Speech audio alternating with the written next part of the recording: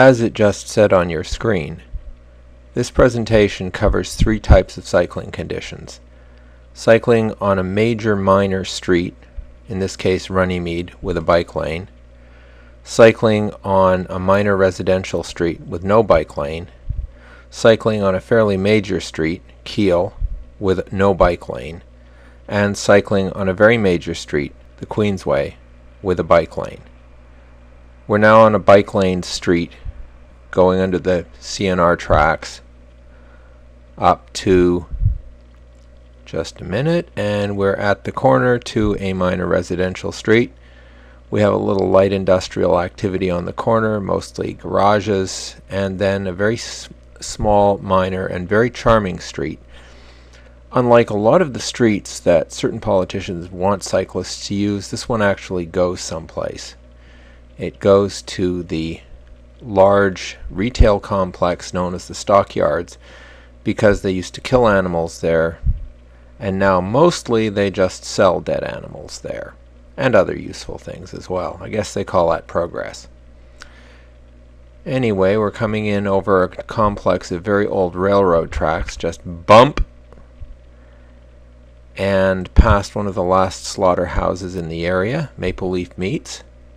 Whiff whiff.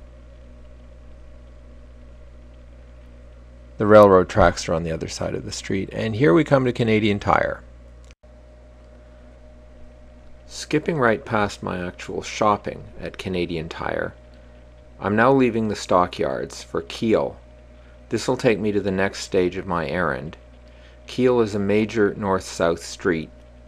It's not in great shape and the traffic moves briskly, so I'm being a little cautious. In fact, I'm being a bit too cautious here.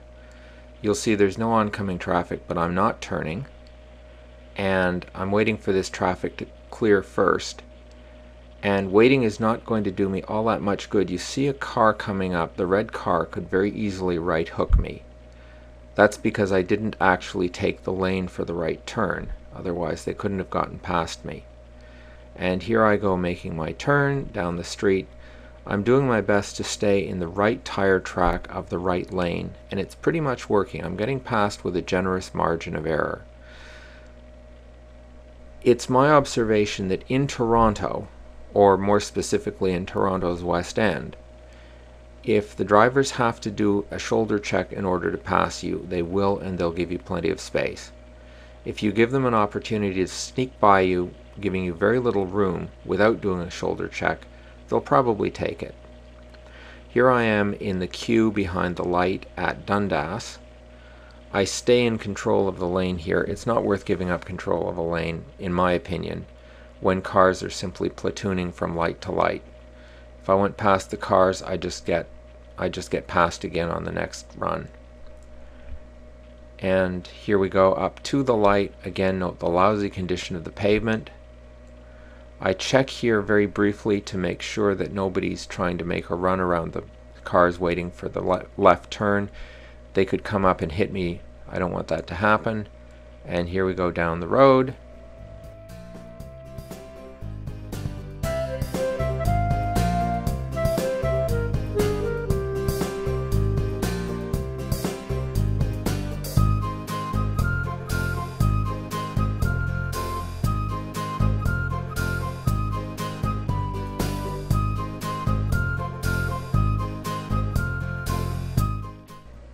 Transitioning out into the lane now to pass some parked cars.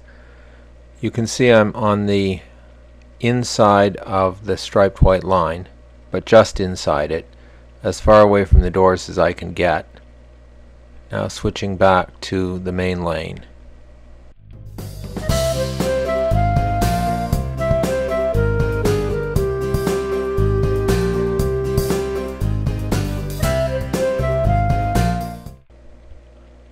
Coming up on Bloor here, you can see the road conditions very bad.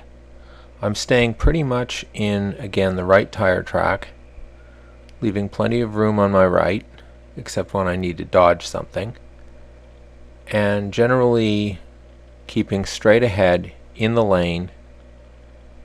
The League of American Bicyclists calls this controlling the lane.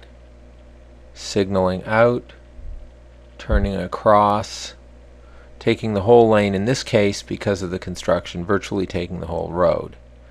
I can still be passed, but it's difficult, and I'm keeping my speed up as much as possible to avoid inconveniencing the cars behind me.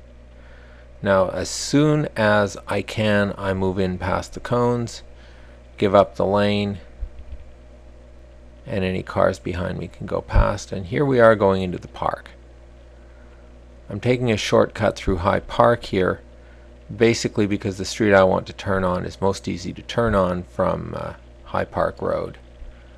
Enjoying a little look at the llamas in the High Park Zoo.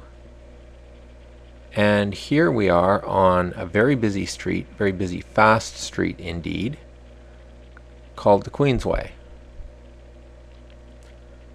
Pushing the speed up as much as possible here. It's nice and flat. It's actually very good for cycling.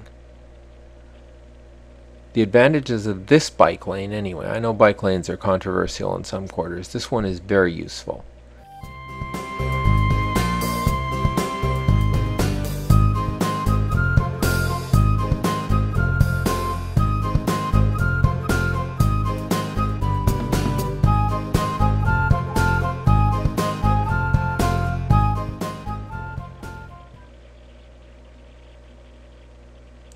Here we have a driver who can't make up their mind. You notice that with the cars stopped, he keeps pulling out and pulling to the right, as though he's planning a right-hand turn, but he never actually makes one. In fact, in the next minute, yep, there he goes right through instead of turning right. I don't know why he did that, but for cars to make cyclists unaware of their intentions is really quite alarming. It's one cause for friction that I don't think drivers fully understand. And here we are off on a very major street again. Long ride, a little bit uphill here, and the bicycle lane, in my opinion, comes very much in handy. Here we have a ramp coming through the bike lane, but as you can see, it's very well signed and it has a stop sign. And cars generally do look out because they've also got a fair bit of automotive traffic coming through, and they can get smacked pretty hard if they're not careful. Okay, in a minute here we're going to make a switch out into the street because we needed to make a left turn at the end of this. So again, lots of shoulder checks, lots of signaling. Signal, check, and then we're in the other lane and we can go up the hill.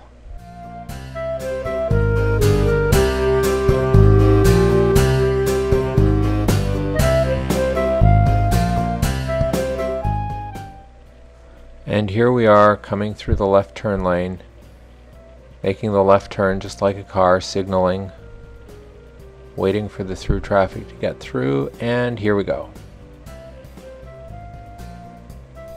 And that's the end of an eclectic bike journey, ending at the supermarket where I'm going to buy a few things.